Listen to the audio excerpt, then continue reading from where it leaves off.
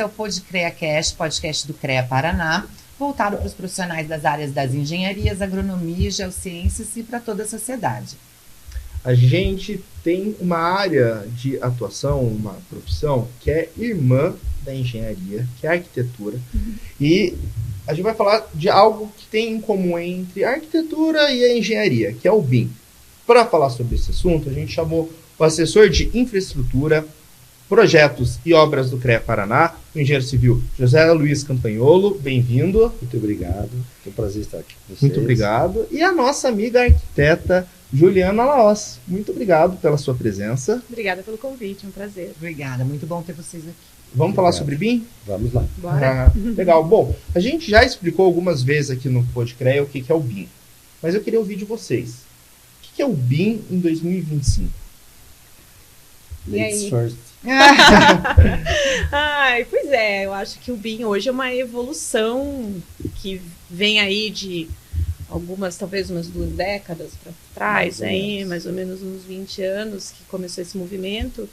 E hoje ele é um processo muito mais enraizado, mais difundido do que a gente tinha lá atrás, né? Já é um sinônimo, já é uma sigla mais comum de estar ouvindo aí no mercado da construção civil, mas vamos falar exatamente o que é BIM, Building Information Modeling, ou seja, é a modelagem da informação na construção.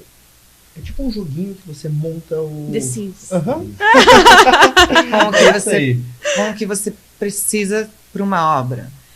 Porque na verdade, assim, o que é o BIM, na verdade? É um conjunto de soluções tecnológicas que nos ajudam, nós, os profissionais, a simularmos a construção dentro da computação.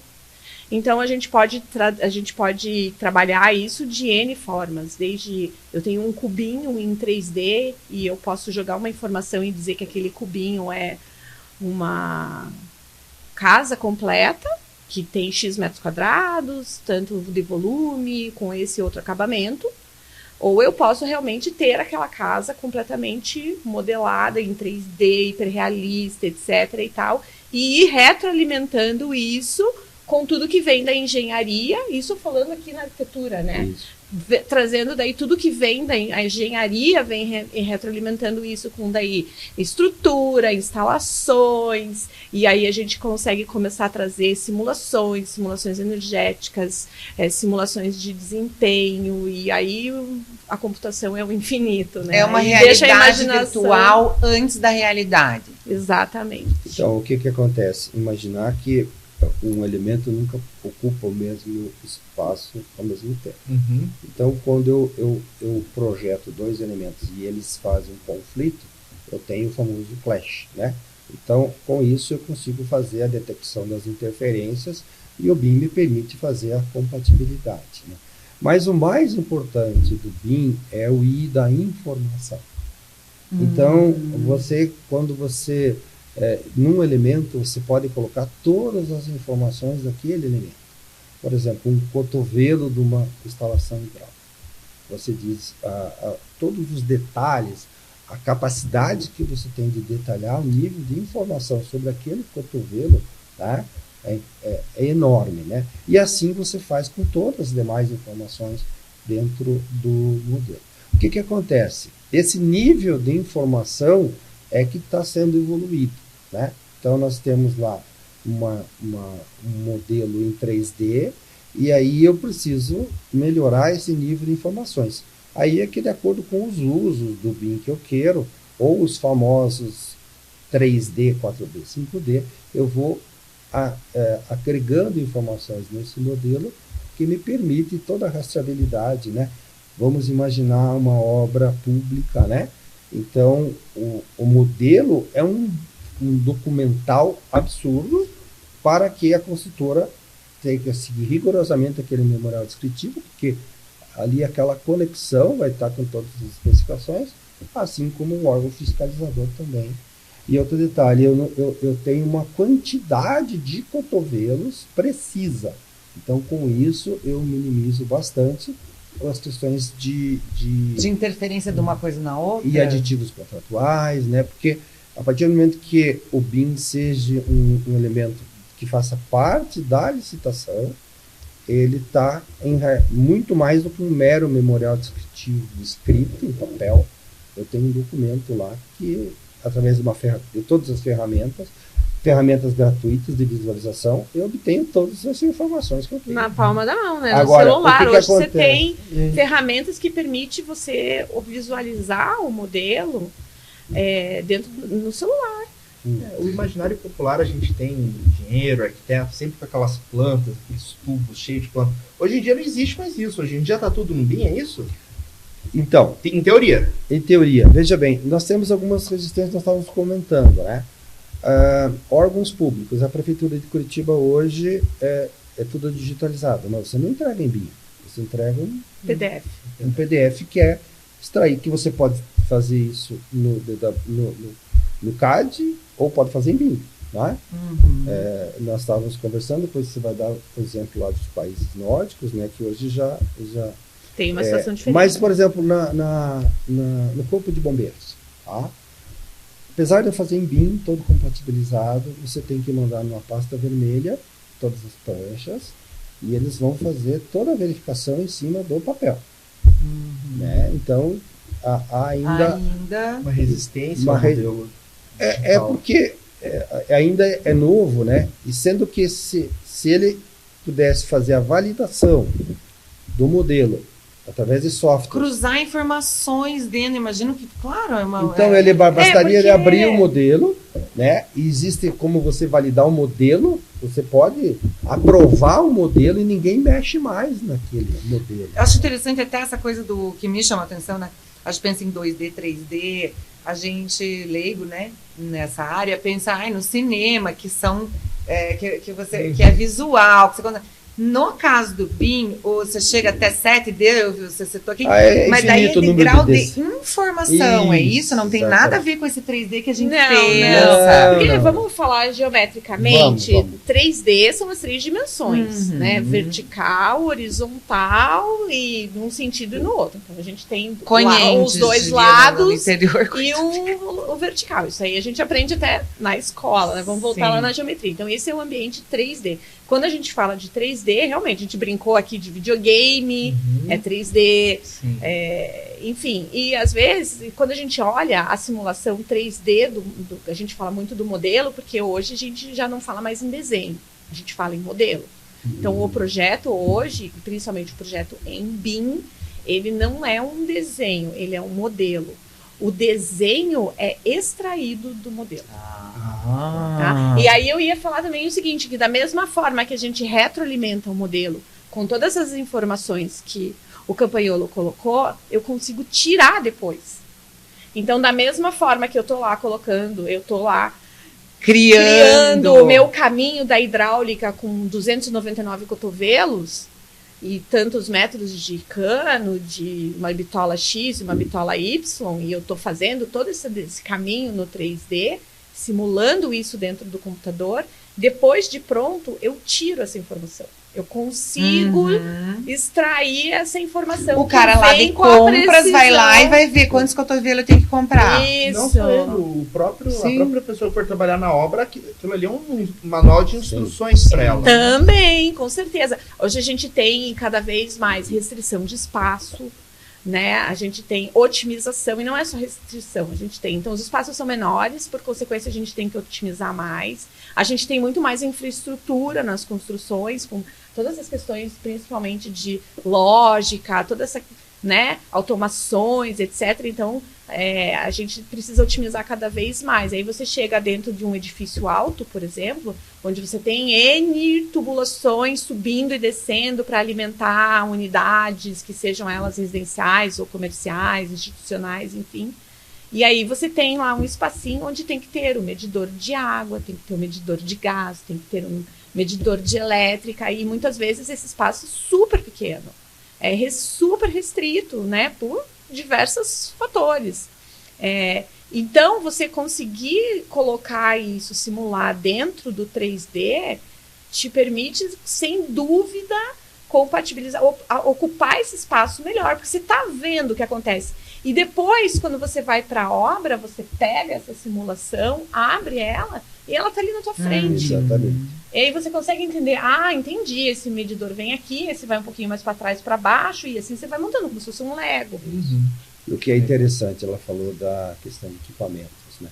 Então, a informação, a bomba, qual é o modelo da bomba, quando que eu comprei a bomba, quando que eu posso fazer a revisão da bomba, né?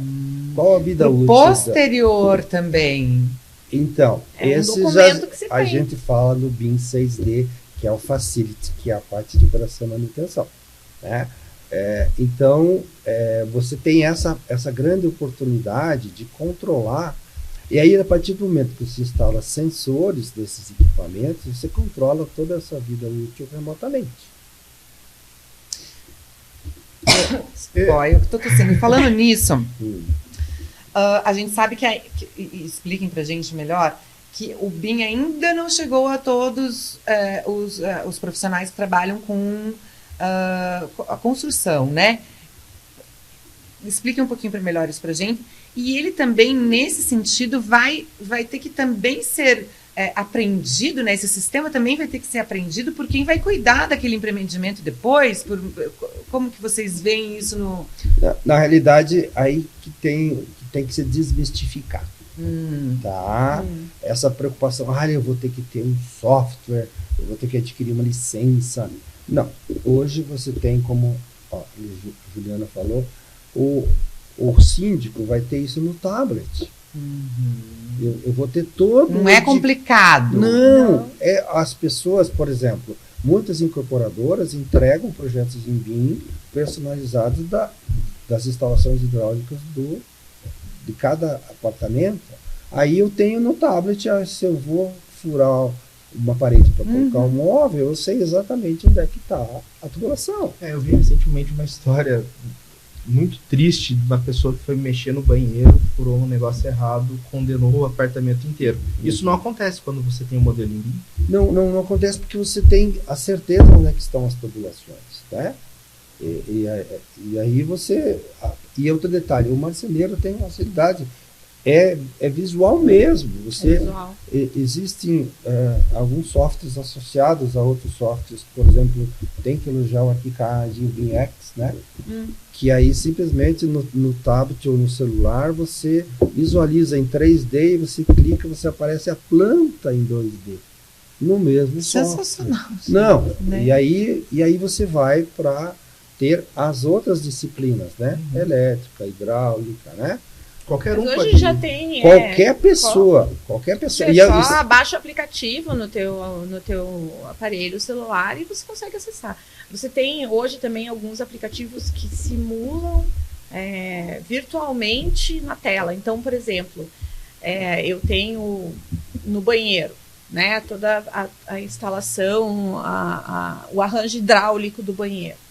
E aí eu tenho um software que, eventualmente, por exemplo, as construtoras podem desenvolver um aplicativo para entregar para o morador, ao invés daquele manualzinho PDF, você pode ter. Hoje em dia, a tecnologia está aí, exatamente, na palma da mão. Um aplicativo, tem lá.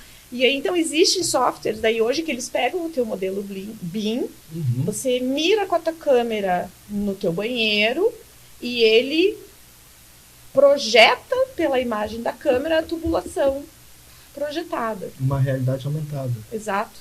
Então, Mas qualquer, por exemplo, eu tô olhando pela câmera o meu banheiro e eu sei que o cano de água quente está passando aqui, o outro está aqui. Você consegue marcar ali, daí você sabe onde está. Só de apontar, tipo, eu tô na minha casa. Inclusive Só que veja, o teu projeto tem que ter sido feito tá, eu falei não, sensor. Não. E tem um detalhe também. Entendeu? É um projeto que foi feito assim. E também tem um detalhe. Ele tem que ter sido executado exatamente conforme o projeto. Isso também. Porque você vai ter o projeto, mas se deslocou 10 centímetros para lá a tubulação. E aí por isso que nós vamos para a linha dos S-Build e outros potenciais instrumentos. Você vai caminhando, né? Mas, tudo que você consegue fazer. Então, se eu não preciso pagar nenhuma licença. Eu sou engenheira, eu quero aprender, quero fuçar no BIM, quero ir lá ver como é que funciona, tal. Eu não preciso pagar uma licença, aliás, tal, aliás, você tem hoje uma gama de recursos de audiovisuais, etc, etc. Se você está na universidade, você consegue licença completa de qualquer software estudantil gratuita. Se você fazendo pós-graduação, você consegue a licença, seja um Revit, seja um ArchiCAD, né? Então você mesmo tem os de engenharia também. E também esses softwares hoje em dia que antigamente eu, por exemplo, tive que adquirir um software de coordenação com uma licença perpétua. Hoje não, você aluga por uma semana. Você aluga por mês. Só o tempo que você vai usar. Né? O tempo que você vai usar. Eu fiquei lá 6 meses sem ter um uso para aquela licença específica. Você não precisa estar pagando. Não precisa, você faz usos assim por demanda. Agora tem essa questão. Existe daí, por exemplo, eu não projeto, né? Dizendo que um profissional que não projeta, mas ele quer visualizar. Sim, você tem visualizadores totalmente gratuitos. Em que você pode, e você tem os trials e as versões demo também, que você pode estar acessando e olhando e para matar a sua curiosidade. Agora não, se você realmente vai trabalhar, daí você vai ter que adquirir de alguma forma. Ou seja, por uma subscrição, ou as perpétuas estão cada vez mais cada vez menos a gente encontra esse tipo de licença. Até porque eles estão sempre em atualização, né? Também. Então não faz sentido você na realidade, comprar mas você compra o perpétuo e aí você tem que pagar anualmente a atualização. Aí tem essa desvantagem. Você tem a licença, mas todo ano você tem que pagar a atualização. Já na locação, você pega a última versão. Pessoal, tá vendo? O BIM não é um bicho de 7 cabeças. Pelo contrário. Não é pelo contrário. Hoje em dia, nós já saímos dessa fase dos softwares, que era uma discussão inicial. Isso está muito bem resolvido. O quê? Vamos falar um pouquinho, mas o que está bem resolvido? Qual era a princípio? No início, os detentores de softwares, vamos falar de arquitetura, onde começou mais, eles têm um formato exclusivo, chamado RDT, o CAD, o ArchiCAD é PLN. PLN. Então, o formato RDT, ou PLN, só abre esses formatos dentro da licença do RDT ou do ArchiCAD. Né? A partir do momento que apareceu o OpenBIM, que é o BIM aberto, que é o chamado IFC, a partir do momento que o Revit exporta em IFC, o ArchiCAD exporta em IFC, eu com qualquer outro software eu posso utilizar software OpenBIM também. Isso era no começo, eles queriam ter o controle da venda das licenças e tudo mais. A partir do momento que o OpenBIM entrou no mercado e esse modelo NFC supriu nós saímos dessa discussão. É mais consolidado, software, né? Eu acho que eu diria que hoje essa filosofia do OpenBIM e a própria intercambiabilidade, que é um termo muito usado, né, dentro do mundo BIM, está muito mais enraizado hoje. Já é comum. Não é melhor mais... até a ferramenta, imagino eu. Sim. Porque tem concorrência, né? Sim, claro. E aí você vê os prós e contras. Tem arquiteto que gosta do ArchiCAD, tem arquiteto que gosta do RVT. Já para a engenharia, o Revit é a ferramenta mais utilizada para instalações. Né? Então, mas isso também está bem resolvido. Né? Ninguém mais está preocupado com isso. E a questão é que agora, porque daí justamente foram desenvolvidos, por isso que a gente fala que é um processo, que é um sistema, é uma metodologia. Porque daí cada um usa... Eu gosto da caneta vermelha, ele gosta da caneta azul. Mas o papel tá todo mundo escrevendo. Só que no final das contas o papel é o mesmo. Entendeu? É isso. E aí tem aquela coisa. Então a gente está falando da arquitetura e você coloca a estrutura, daí você tem certeza de que você não tem nenhum pilar passando no meio da escada, você não tem uma viga abaixo da altura mínima exigida por lei. Então você consegue fazer todas essas verificações. Aí você tem a instalação hidráulica e você sabe que num corredor, por exemplo, eu vou precisar fazer um furo nesta posição na viga para passar um cano de esgoto, um cano de água, enfim. Eu preciso que tenha uma distância da laje para o forro X para eu conseguir passar a minha eletrocalha. Então, tudo isso você consegue, que aí vem lá no começo que o Campanholo colocou, que tudo não ocupa o mesmo lugar no espaço, né? 2 corpos não ocupam o mesmo lugar no espaço. mas eles precisam coexistir. Porque um edifício, não importa o porte dele, precisa de todas as instalações para que atenda a nossa a nossa habitação de hoje. E aí surgiram os softwares de coordenação de projeto. Então, esses softwares, você consegue fazer regras para que ele analise automaticamente seu projeto. Então, por exemplo, esse software eu digo para ele quais são as premissas do projeto arquitetônico na legislação da Prefeitura de Curitiba. Tem que ter um recuo tal, H/30, enfim, eu coloco todas as exigências do lei do uso do solo da Prefeitura dentro desse software. Aí o software, quando recebe um arquivo em IFC, não importa de onde ele foi feito, ele identifica automaticamente todas as incompatibilidades em relação à legislação da Prefeitura. É o prompt, né? Que a gente chama prompt do ChatGPT, é um prompt que você põe lá. Caminho. A gente está nesse caminho também hoje. O BIM, eu enxergo, a gente já vê nos softwares de arquitetura esse caminho dos prompts, instalados dentro do software mesmo. Então, já estão chegando para a gente softwares de modelagem arquitetônica, onde você já tem a inteligência artificial embutida. E hoje, as experiências, assim, é uma coisa nova, né? Está muito mais voltada para acabamento final. Então, por exemplo, eu tenho o meu modelo, ele está meio cru e agora eu preciso renderizar ele. Então, a gente já está indo nesse caminho, mas eu vejo a sequência nesse prompt aí de solução de arquitetura. Isso pode doar mais possibilidade de originalidade para o arquiteto nesse sentido? Eu acho que sim.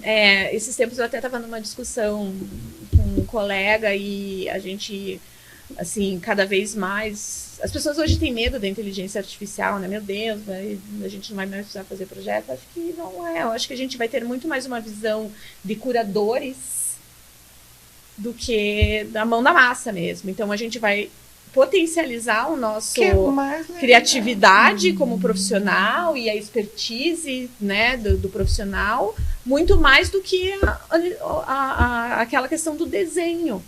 Sobra mais tempo. Então, você faz muito mais o que você gosta, que é a solução, do que você ficar lá fazendo o desenho em si. Então, eu acho que está nesse caminho aí. Então, eu vou falar para aqui. Os engenheiros que são boys de mestre, né? Que daí chegam na obra, vão copiar, você tem que fazer isso, você tem que fazer aquilo, você tem que fazer aquilo. E aí ele pega o carro e sai correndo comprar, porque daí veio, né? Aí ele vai ter outra função. Ele vai fazer uma análise crítica antecipada, ele vai ter que ter planejamento. Todas essas informações vão estar lá. Aí o que se imagina? Ele vai ter mais tempo para cuidar de um monte de outra coisa de engenharia, menos de fazer esse trabalho braçal. Né? Sobretudo do ponto de vista. Né? Eu quero falar também do BIM Box. BIM Box é uma caixinha onde eu coloco um monitor e um computador, e aí eu estou executando a obra e esse BIM Box vai junto com a obra. Nos países mais desenvolvidos... É uma estrutura. Uma caixinha, onde eu tenho computador e monitor. Eu estou com alguma dúvida, eu sou instalador, estou com uma dúvida, eu vou lá no BIM Box, eu olho lá, volto, né? Ou no celular, mas enfim, eu tenho essa possibilidade. Também vamos fazer uma reunião diária de início de atividade de trabalho. Vamos utilizar o modelo, né? Olha, nós vamos começar, nós estamos no 7º pavimento, eu vou mostrar o cronograma da execução. Olha, eu vou ter uma obra muito mais segura, eu vou visitar esse centro de trabalho, vou fazer muito mais rápido. Só que esse profissional vai deixar de ser boy de mestre. Ele tem que entender que ele tem que fazer papel de engenharia. Né? E para o consumidor final, né? vai porque tem a velha piada, né? A obra não fica pronta no prazo nunca, né? Então... Eu imagino que o BIM vai ajudar o consumidor. Então, eu tenho que fazer um depoimento. Eu já tinha contado isso. A gente gosta de depoimento. Então, aqui. Eu trabalhei mais de 40 anos, mais de 30 anos no mercado de construção civil, fazendo residências personalizadas. Eu imagino que eu devo ter participado de umas 5.500 residências personalizadas, mais ou menos. Aí minha filha casou e eu tinha que fazer a casa dela. Ih, que difícil. Você imagina? Né? Mais difícil. Então, aí o que eu fiz? Eu fiquei um ano junto com uma empresa que eu contratei, projetando a casa em BIM. onde não só essas questões de compatibilidade, mas eu coloquei todo o processo construtivo que eu queria. Por exemplo, eu queria as paredes externas em concreto celular, eu queria as paredes internas em gesso acartonado com um desempenho específico, né? Eu queria uma laje plana para evitar interferências, eu tinha que fazer um desnível, eu queria uma laje de piso para evitar umidade, eu compatibilizei os muros de arrimo, eu fiz os muros de arrimo e aí contratei os projetos e tudo mais, né? Fiquei, até por conta de uma questão de tempo, fazendo um ano de projeto. Nós assinamos o contrato com a consultora, porque a minha esposa é psicóloga, ela falou absolutamente que você vai construir a casa da sua filha, porque nós vamos ter problema de família, né? Contratamos uma construtora, nós tínhamos uma assertividade de preço enorme. Daqui você vai usar o BIM, tem né? mais essa, não é só o tempo. Não. É que também tem essa história de Isso. assim, ixi, Então, vai precisar mais aí- daqui, precisa mais daqui. Aí eu montei um RFP, o Request for Proposal, né? Onde eu coloquei todo o sistema construtivo que eu queria. Eu quero que você use bailarina para fazer o contrapiso zero. Eu quero que você use na aplicação direta do revestimento nas paredes de concreto celular. Enfim, eu coloquei todas Você essas construiu informações. antes virtualmente. Eu fiz uma construção virtual do jeito que eu queria. Eu quero a soleira dessa forma, eu quero minha escadeia de PVC, enfim. E aí eu coloquei isso no mercado, né? Chamei 12 consultoras, todos conhecidos, né? 6 desistiram de cara porque ficaram com medo de mim, né? Também experiência de mil Mas enfim, teve uma engenheira que assumiu o desafio, até ela ficou interessada justamente por conta disso. E aí nós a contratamos. Experiência, né? Então, quando a gente começou a obra, nós tínhamos o nosso escopo definido que eu tinha que fornecer as esquadrias. Assim, no contrato, nós compramos as esquadrias de alumínio, que demorava 120 dias para fabricar, né? Nós começamos a obra, todos os revestimentos da casa nós Tudo compramos, certo. porque a minha filha é de Libra, então é o seguinte, ela não quer ter dúvida depois. Não, e ela também, para o consumidor ali na hora de ver o projeto, eu imagino que fique mais Então, fácil dele também Claro. imaginar como que vai ficar. aí chega o mestre e começa a dar palpite, mas veja bem, se nós mudar essa paredinha aqui, isso aqui tá, isso aqui. Aí minha filha falava assim, como é que tá no BIM? Então eles tinham o modelo no notebook da engenheira. No BIM tá assim, então faz como é que tá no BIM. Já está pronto ali. Pronto, nós já resolvemos. Não tem o que resolver. Eu estou mais preocupado com o cronograma, que a obra fique segura, que a obra fique, né? Então, o que houve? Nós tivemos somente um aditivo contratual. Infelizmente, por conta de ausência de volume de gente, não foi aquele prazo que a gente queria, mas também não foi aqueles. Então, eu falei que nós poderíamos fazer de 8 a 10 meses, foi em 12 meses. Poderia ter sido feito em 10. Mas... Poderia ser feito em 8? Sim. Mas então aí mostra o potencial que você tem para isso. E aí eu contratualmente eu coloquei que o modelo fazia parte do memorial descritivo, né?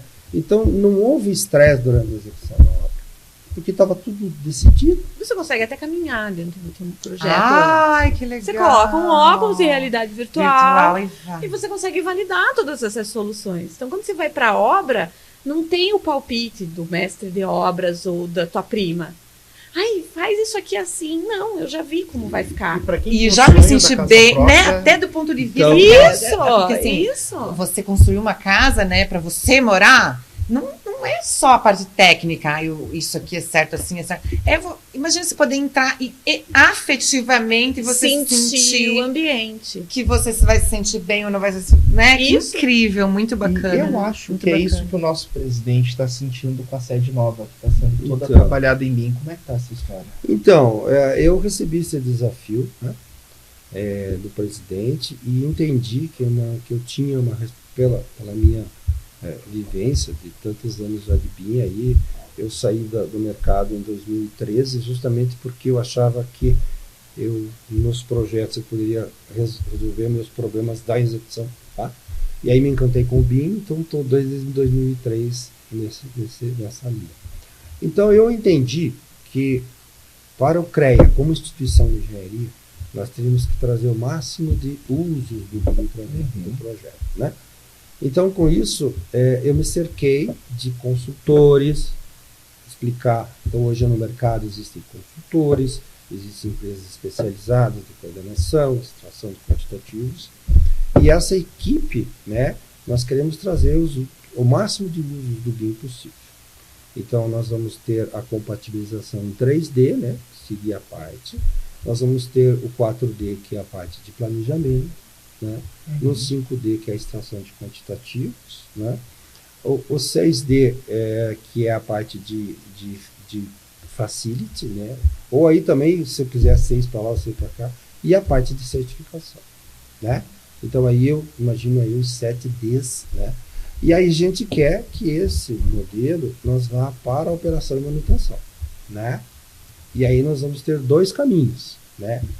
A partir dos projetos em BIM, onde eu contrato um software, isso sim, de gestão de ativos, porque daí ele vai controlar, ou o que nós estamos fazendo também é a questão do GM digital. Então nós já iniciamos a digitalização do edifício, e através de um software eu posso colocar nessa informação digitalizada elementos de extração de temperatura, né? Sensores de temperatura. Temperatura?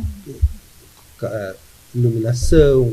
Por exemplo, esse consultor, ele foi contratado por agências do Banco do Brasil para fazer a realidade virtual das agências para controlar o sistema de ar-condicionado. Então, hoje é possível controlar todos os sistemas de ar-condicionado remotamente. Isso gerou uma economia de R$1 milhão por mês para o Banco do Brasil. E bem-estar dos colaboradores, imagino eu. Também. Até a gente conversou, né, aquele dia que a gente foi conhecer lá para os inspetores o prédio, e eu falei, eu não quero ficar nessa sala aqui no meio, porque, brincando, porque a gente ainda nem sabe, né? Porque eu gosto mais de luz natural. Daí eu falei, não, isso vai ser tudo trabalhado para que todo mundo tenha uma iluminação adequada. A gente vai, inclusive os estudos de fachadas estão indo pela essa simulação de todo o entorno, né?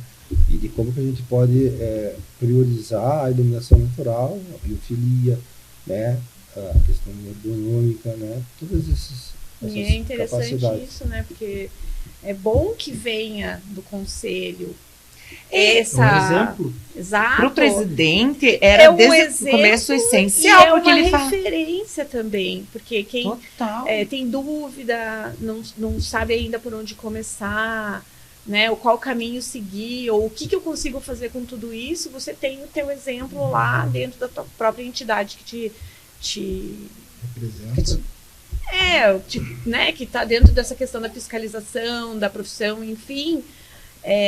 Mas está lá o exemplo de dizendo, você pode fazer melhor, está aqui, ó, os erros e os acertos, porque também é importante, a gente também tem lições aprendidas de erros também, né?